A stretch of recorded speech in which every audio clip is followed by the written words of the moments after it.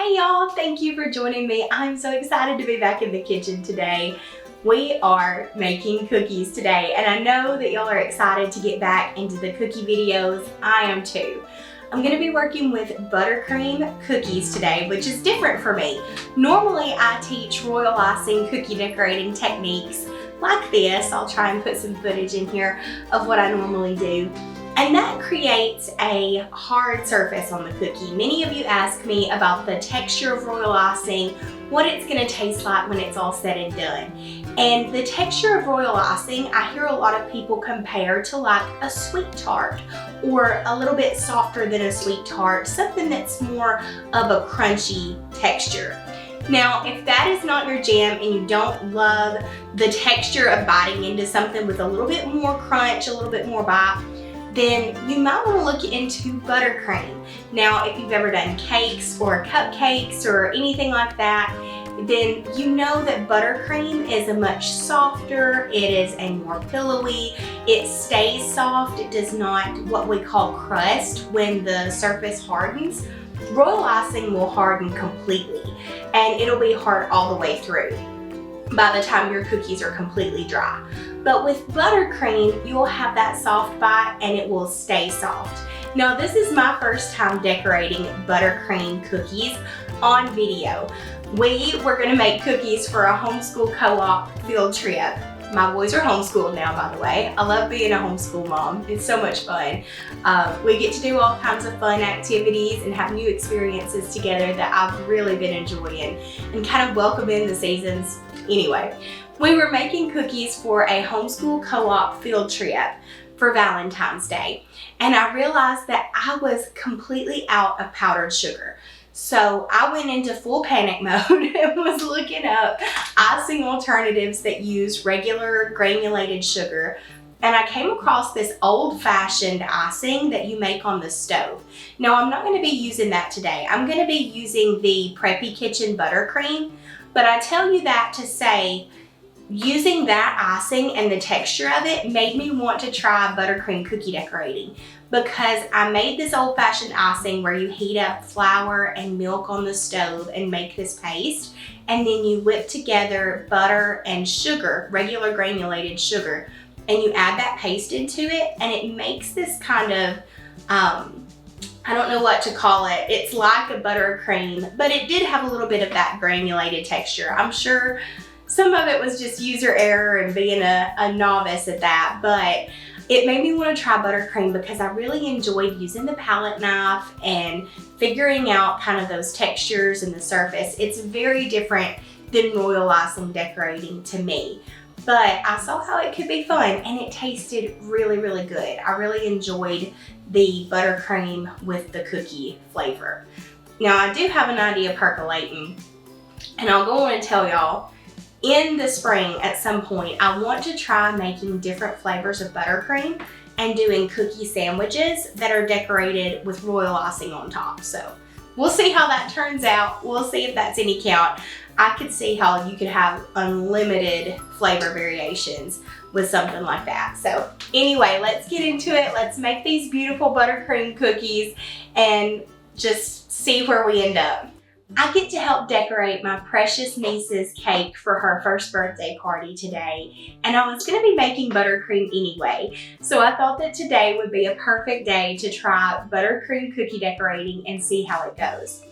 Now, my Granny Lorraine, who you all got to see her cookies for her 100th birthday last year, she's turning 101 this year. So I'm making these buttercream cookies and I'm gonna try and take a few to her just as a little birthday celebration thing. So I'm gonna be using some reds. She loves red flowers, and just some spring floral kind of motifs, because she's where I get my love of flowers and gardening. Now, if you're watching this video and you're seeing me tag products for the first time, I just want to give you a little info in the background. I found out recently that I can tag Walmart products in my videos for you guys to go and look at. Now, I do get a little bit of an affiliate commission for this. That helps me keep making videos for you all when you buy through this link, but it's no cost to you. So it's not any extra or anything to buy it through the link that I give you. It just helps me get a little kickback when I link things that I'm buying anyway, because y'all know I'm a Walmart shopper. I'm always looking for a good deal. And when I went to Walmart the other day, once I knew that I could link everything in my videos, I was so excited to go shopping, because a lot of the things that I already have in my kitchen are from Walmart. These glass canisters that I keep my flour and sugar and things in, several of the baking items that I use. I've even ordered mixers through Walmart before, and absolutely love just being able to get anything that I need, especially with their 2-day shipping now. So don't be freaked out if you see that, but if you want to know like the outfit that I'm wearing, the jewelry that I'm wearing, things like that, I've linked that, and I'll try to link it as we go throughout the video.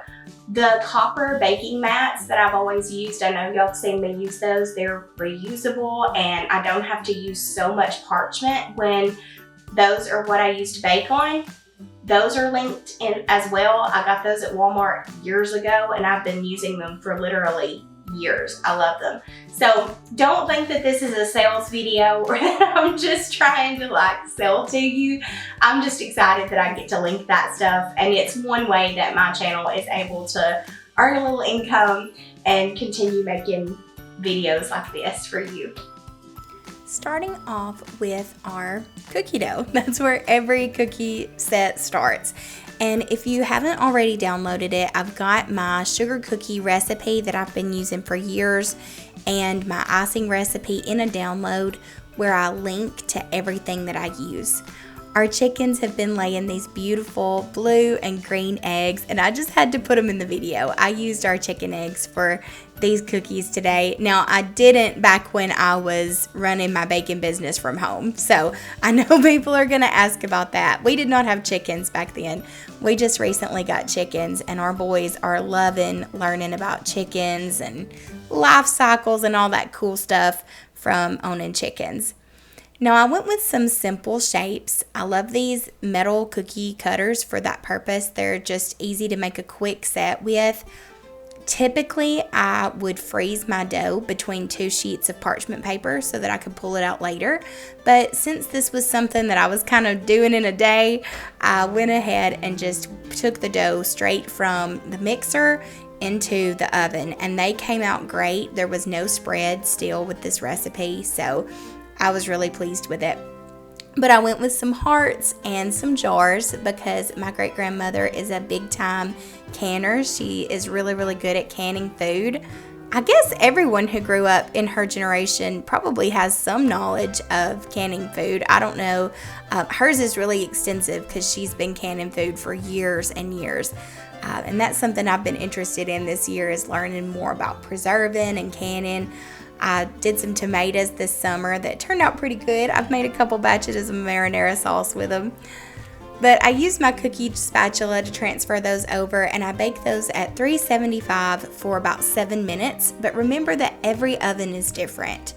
Now, I used the Preppy Kitchen buttercream recipe, and I loved the way that this recipe turned out. The only problem was I messed up the ratio of butter to powdered sugar when I was making my recipe. John Cannell, he had it perfect on his site. I just misread the instructions, and instead of seeing 2 sticks of butter, for some reason I saw a pound of butter. So I had to separate my buttercream into 2 bowls. That's why there's no footage of it. It was a hot mess. But once it all came out and I got the recipe corrected, I was glad that I made a little bit more of it because I used more than I expected to. And I used some gel food coloring. This is the, I think it's like sparkle ink. It's the kind from Michael's. to do this, and I did some red, some pink, and some green because those were the colors that my sister-in-law had picked for my niece's birthday party for her first birthday. And since I had red and black on hand, I had to let my little Noah bug make a Deadpool cookie. And I threw that in there. I thought it was so cute. That's the superhero that he's super into right now. He's not seen the most recent movie because I know that one, I don't think it's for little ears, but that's the superhero that he is very much excited about right now. Starting off with this 101 design, I really liked how the buttercream was so easy to pop the writing texture with. Now, I have a writing class in Cookie Classroom that's all about writing with royal icing, but I found that buttercream was very similar to that. When it came to the consistency of the buttercream, John Cannell in his recipe recommends adding like 2 to 3 tablespoons depending on the consistency that you want of heavy cream as you mix that buttercream together. I went with about 4 tablespoons to a quarter cup, and it made a nice smooth consistency that felt comfortable for me to pop with. I'm using tipless piping bags here. At some point I'll switch over and use a petal piping tip for some other cookies, but these are just some tipless piping bags that I got from Amazon, and I'll share the link for that below as well. I popped a few of these more structured daisy type flowers and a few of the little rosettes. To do the daisies, I just popped kind of solid, adding pressure, and then let off the pressure of the bag and pulled back. And for the rosettes, I just squeezed the bag and kind of made a little circle and let it make this little messy blob sort of. And then I went back and added another color on top of that to give it some dimension. Now, I wasn't sold on this at first. I was thinking, what have I gotten myself into? Am I really going to put this on YouTube? I just didn't know if I liked the way that it was looking. But after I added the leaves and I put some centers into the flowers, usually you can make it look like a flower by adding some little dots in the center. Once I added those, I felt like it looked much more like a flower and much more professional maybe. I don't know. I was much happier with them, but as you know, we're all our own worst critics. And so often I hear people say, you know, I want to decorate more cookies, but I just don't feel like I'm that good at it. I don't feel like it's a good use of my time if I'm not good at it. Or maybe you want to sell cookies. Maybe you want to start a business. I have help for you if that's the boat that you're in at sarahgracecookieco.com. I have resources for that. But maybe you think I want to start selling the cookies that I decorate and you just don't feel like your decorating is quote unquote good enough. I just want to encourage you that we are our own worst critics. We often see the worst in what we do. Even though others may think that it's absolutely stunning, we pick apart every little detail, or I know I do. Some of you out there, you may just be naturally born with high levels of confidence, and if that's the case, I'm so glad for you. But for me, achieving confidence in any area, whether it's cookie decorating, business, homemaking, or this new homeschool endeavor that we've taken on, it takes a lot of practice for me. It takes a lot of learning and a whole lot of grace and just constantly thinking about what I'm thinking about, which sounds kind of silly, but I do. I have to think about what I'm thinking about and the stories that I'm telling myself and try to be a little bit more encouraging to myself in my thought life, the way that I would be encouraging to a friend or to my boys if they were trying something new. Now, when I'm doing this buttercream, I just went with the typical flooding pattern that I do with all my cookies. I did an outline and then I kind of squeezed a little tighter to quote unquote flood, even though I'm not flooding with buttercream. There are buttercream cookie decorators who have this system, and I'm not familiar with it. I've never tried it, but I have heard of people who have a system where they microwave the buttercream to get it to a certain consistency, and then they're able to flood with it, similarly to the way that I would with a royal icing cookie. But for these cookies, I was cool with a more imperfect, more rustic look, I guess, is the base. So I used a palette knife here just to smooth out the buttercream as best I could for the base layer. And then I added those details on top. I love the color of this green. It really reminded me of some of the antique ball jars that you see. I love going to antique stores. I don't know, is that just like a Southern girl thing? Is that just, I've seen a lot of people on TikTok lately saying they feel the same way, but there's just nothing like a coffee and an antique store. It's wonderful. I popped this L for Lorraine because I wanted it to look kind of like a ball jar where they have the pretty cursive writing. And if you haven't taken my cookie calligraphy class, it is inside the cookie classroom. Now, if you're new to my channel, if this is the first time you're hearing my voice and you haven't heard of the cookie classroom before, that is a course that I made a few years ago to teach you the basics of sugar cookie decorating with royal icing. And for a while, I had that course set up as like, I don't know, I can't remember how much I even charged for it, but now that is a pay what you can course. I wanted to make sure that everyone could access the joy and the art of cookie decorating and increase their confidence in their cookie decorating skills with that course. So you can get that on my website, sarahgracecookieco.com. It's at the very top. It says Cookie Classroom. You can get that course for as little as $1. You can pay more than $1 if you want to kind of support and fund the channel. I'm not going to stop you, but you can get it for as little as $1. And it has modules in it like decorating with wet on wet, figuring out how to get your royal icing consistency right so that you can make these cookies. It has a flower decorating module, lots of different modules to help you master those techniques so that you can create any kind of cookie that you dream of with royal icing. And much of the buttercream techniques, I've been surprised at how many of my typical royal icing techniques and piping patterns that I've been able to use with this buttercream. So this is one of the little floral patterns that I teach in the floral class for making greenery. It's that squeeze really tight and push and then let off and pull back technique to create the small leaves, and just designing like these little floral sprays. That really translated well over to the buttercream. And I think if you're going to do buttercream cookies, let me just be the one to tell you, doing florals of any kind with your first set of buttercream cookies is going to make your life easier, I believe. It was for me. I'm comfortable with florals. I love flowers of any kind on cookies. They're kind of my main thing. So it made it easier for me. And I'm just using a basic petal piping tip. I'm not sure exactly what size I used because I never keep up with the sizes, honestly. I just used a small to medium one. And for this flower, I'm not sure what I would even call it. I think I'm going to call it a ranunculus because it kind of looks like a ranunculus. I started by just spinning the cookie in a circle and holding my piping bag flat to make those initial petals.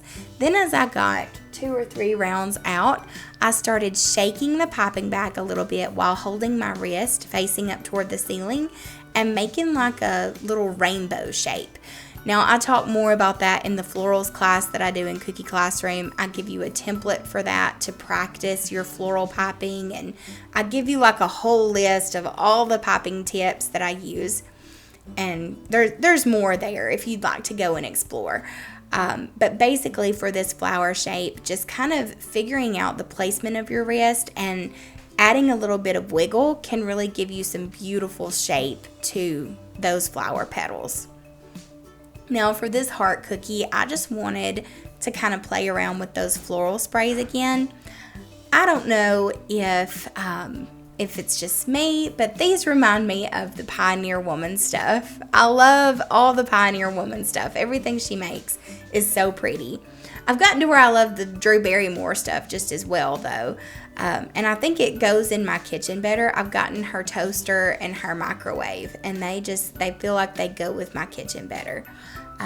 But my mom is all about Pioneer Woman, and I love going in her kitchen and seeing all those beautiful colors and patterns and like the floral patterns. They're so pretty. But for this cookie, I'm just doing a simple floral spray, and I'm adding a few of those little details. You really can make a lot of different designs with just a couple of colors. And that has been true of these buttercream cookies for sure. I used the same tipless popping bags that I was using in the other part of this video. And I just added a popping tip to another popping bag, cut the end of the previous popping bag that I was using so that it was a little wider, and slipped that down into the other bag so that I could switch and swap these colors as I was going through the cookies. And I could have some red popped florals with the popping tip, the floral, the flower popping tip, and then I could swap and do that pink as well. And I love, you can see in one of the cookies where it kind of transitioned from the red to the pink. I love to move throughout colors like that and allow it to look like different shading in the flower. These smaller words were kind of hard to do. I'm not going to lie to y'all. I'm looking back at this going, that looks a little shaky. Once again, being my own worst critic here. And back when I first started cookie decorating, I would have been like, wow, that's so pretty. But over the years, I've just, you get more and more place high expectations on yourself, I guess. And especially since I'm sharing it with y'all on YouTube, I think if it's something I'm going to share on YouTube, it has to be perfect. It has to be just so. But I was really pleased with how this turned out in the end. And then I added just a bit more of that floral spray at the bottom. You can see me pausing to just think about how I'm going to do this layout. I really enjoyed just playing with different patterns that I could do with the floral designs. And I do want to tell y'all really quickly, this plate that I'm decorating on today is so special because last time I was at my great-grandmother's house, she sent me home with this cute little set of plates, and I love the pattern on the edge and the color, that yellowy golden color. I've always thought that was so pretty, and I thought it went with these spring cookies really well because it has like the little butterfly type flower and all the little florals. So cute.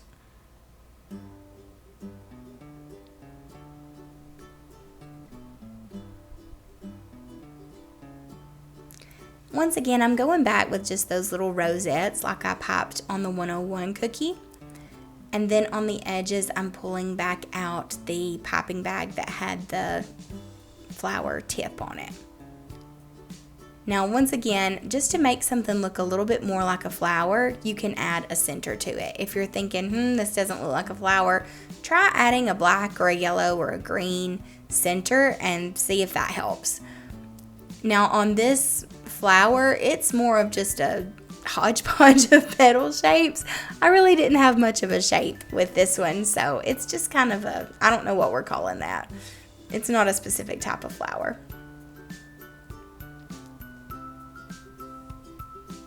And on this one, I didn't go as structured as I did on the pink one. I didn't do the kind of tight center and get larger with the petals as I went out.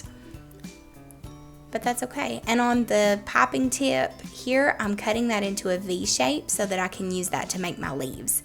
If you've ever seen a leaf tip, like one of the metal leaf tips, this is very similar to that. You just don't have to go through the trouble of getting out your leaf tip. You just cut one of these tipless popping bags into a V shape at the end, and you've got some really cute kind of petal style leaves.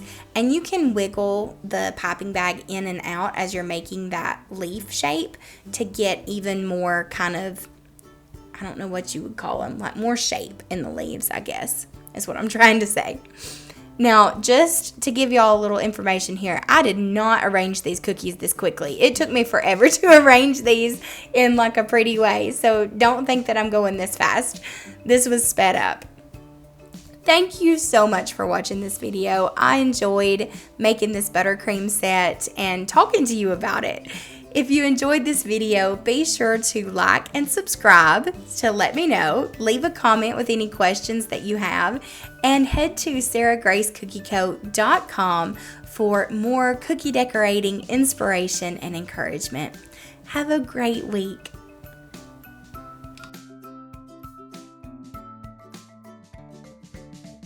Thank you so much for watching this video and for staying to the end. That really helps me when it comes to getting my videos seen by more bakers like you. So if you have any questions or if you'd like to tell me what you thought, please let me know down below. I try my best to respond to every comment, so I'll try my very best to get back to you.